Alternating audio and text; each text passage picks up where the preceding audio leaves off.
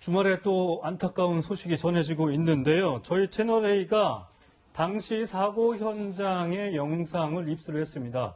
지금 사고 현장 영상을 좀 보시면요. 지금 무너진 이 복층구 쪽 이 구조물을 이 현장에 있는 손님들이 모여서 들어올리고 있죠. 예. 지금 현장을 좀 크게 좀 내보내 주시면 좋을 것 같은데. 정말 사람들이 많았네요, 저는 보니까. 긴박하게 하면서 지금 뭐 여기 클럽 내부에 네, 하나도 그 구호에 맞춰서 무너진 구조물을 손님들이 저렇게 이렇게 들어올리기 위해서 저는. 예, 저 구조물 밑에는 여러 명의 손님들이 이제 예, 깔려 있었던 상황인 것 같은데 보기만 해도 굉장히 아찔한 좋습니다. 예.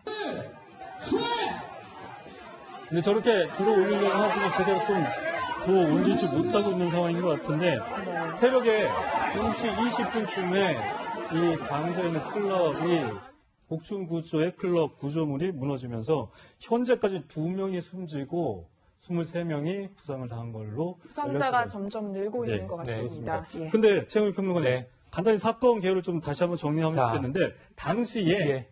한 400명 가까운 손님들이 네. 그러니까 어제 금요일이고 오늘 새벽까지 그렇죠. 클럽에서 즐기고 있었던 자, 거죠. 이 클럽에 가장 많은 사람이 몰리는 날이 우리가 불금이라는 표현도 쓰지 않습니까? 네. 금요일 네. 밤인데 사고는 토요일 새벽, 오늘 새벽이죠. 그렇죠. 2시가 넘은 시간에 난 거예요. 예. 그러니까 이미 자정 무렵부터 손님들이 몰렸는데 네. 소방당국은 저 지금 클럽의 구조물상으로는 100여 명이 들어가면 적정 인원이라고 해요. 네. 그런데 400명 가까이라고 하셨는데 소방당국 발표는 370여 명입니다. 네. 그러니까 한 3, 4배 이상의 손님이 몰린 거죠. 네. 이 광주에서 세계 수영 선수권 대회가 있고 외국인 선수와 관계자들도 몰린 것 같고 예. 또 이 금요일이니까 광주 시민들도 이제 젊은 층들이 몰린 것 같습니다. 네. 20, 30대가 주요 손님이라고 아니 지금 합니다. 광주는 축제입니다. 축제입니다. 그러니까 어찌 보면 정말 북적북적 모이는 분위기가 연출될 수 있는 상황인데 네. 안타깝습니다. 문제는 이게 한 300여 제곱미터 정도예요.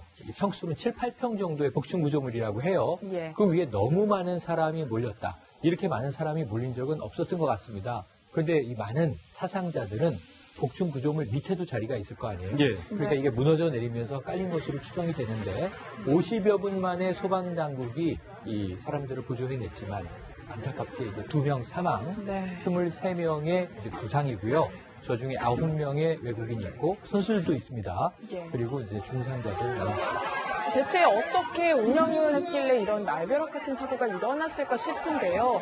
장 교수님 보실 때 이 복층 구조물을 무단으로 증축했다는 의혹이 나오고 있습니다. 이 예고된 인재다라는 이런 뭐 얘기도 피할 수 없을 것 같은데요. 예고된 인재죠. 누가 예. 봐도 명백하게 예고된 인재입니다. 지금 저 복층 구조에 사람들이 우르르 몰리면서 이제 무너져 내린 거잖아요. 그러다 보니까 네. 아래에 있는 사람들이 깔려서 큰 인명 피해가 났던 것이고 위에 지금 좀 전에 최영일 평론가 300제곱미터 정도의 복층 구조라고 말씀을 하셨는데 그 중에 3분의 2인 200제곱미터가 불법으로 증축이 된 겁니다.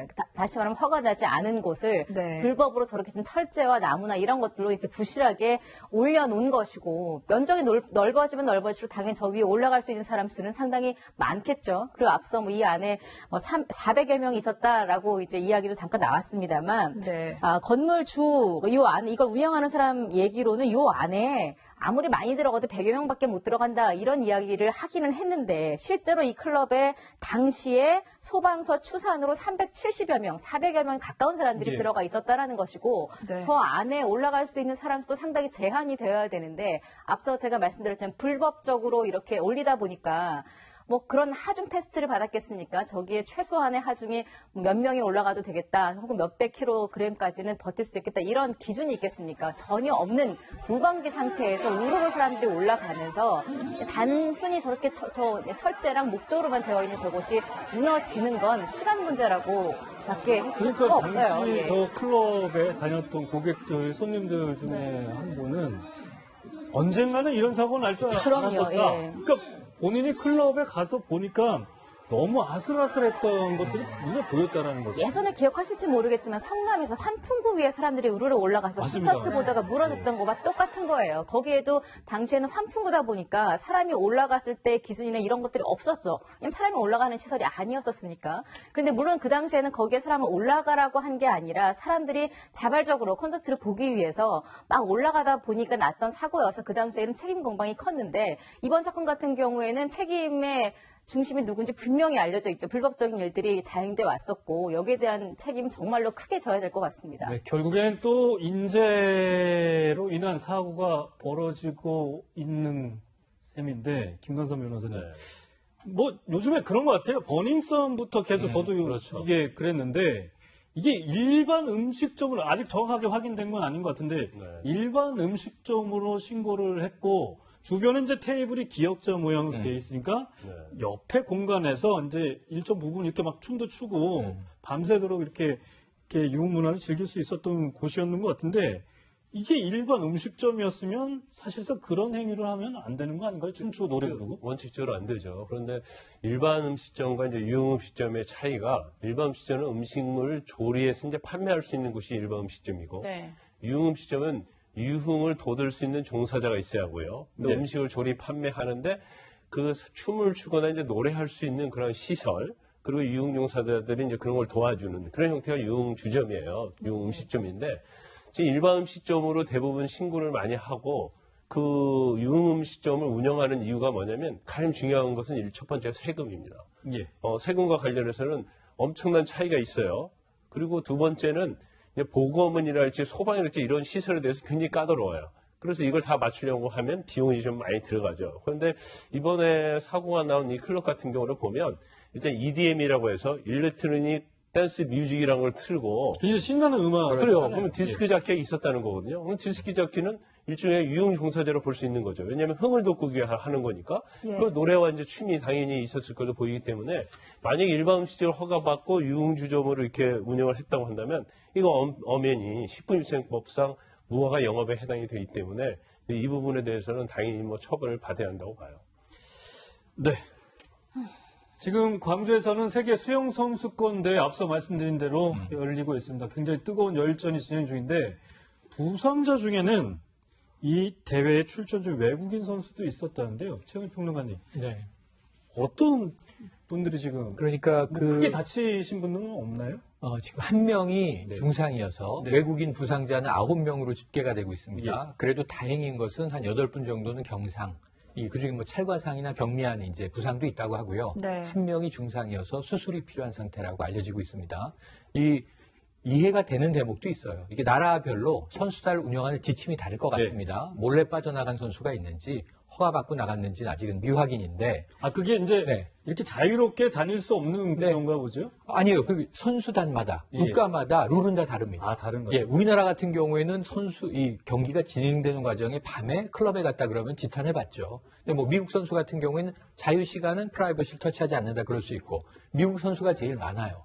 부상자 중에 4명인데, 예. 이 중에 2명은 전날 대회에서 금메달을 딴 선수들입니다. 뭐 대회가- 금메달 땄으니까. 그러니까 굉장히 자축을 축하할 하려고 일이네요. 자신의 팀들과 모였는데, 다른 국적의 또 선수들도 경쟁자지만 모여있다가 금메달 탄 선수들을 축하하러 또 뭐 술 한잔을 건배하기도 하고 이런 분위기가 현장에서 연출돼 있었던 거죠. 그러니까 어찌 보면은 선수의 관리는 각각의 이 국적별 선수단의 몫인데 그럼에도 불구하고 어쨌든 이런 이제 사고는 굉장히 불행한 일이기 때문에 지금 이 우리나라에서 열리고 있지 않습니까?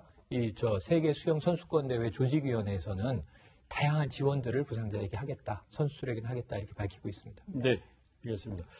김관선 변호사님, 마지막 짧게 좀 여쭤볼게요. 네. 앞으로 이 부분, 오늘 사고 굉장히 벼락 같은 네. 사고였는데, 이 경찰 조사, 혐의점, 수사 내용 중점적으로 해야 될 부분. 일단 뭐 유흥 음식점으로 허가를 받았는지 여부 인허가 관련해서 이제 처벌을 받아야 할 것을 보이고요. 그리고 네. 이 건물 자체가 불법 증축을 했다고 하기 때문에 이제 300제곱미터인데 200제곱미터를 징계추를 했다는 거 아니에요? 네. 불법적으로. 그리고 징계추 과정에서 보면 이게 과연 이 많은 사람들이 그곳에 모였을 때 사고가 날 수 있는 걸 충분히 예견할 수 있다고 봅니다. 근데 이게 제가 듣기로는 광주 지역에서 젊은 층들한테 굉장히 엄청 인기가 있는 클럽 중에 한 곳이라고 예전부터. 그렇음에도 불구하고 이제까지 단속이 안 됐는지, 이제 그 시설물에 대한 점검이 안 됐는지, 그 부분에 대해서 상당히 좀 의문이 있고 의혹이 있어요.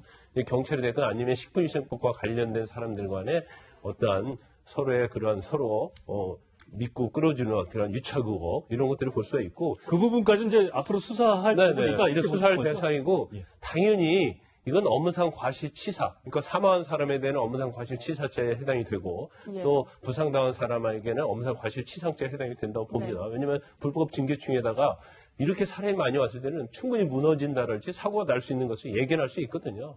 그래서 그냥 그런 부분에서는 상당히 엄중한 처벌을 받을 것으로 보입니다.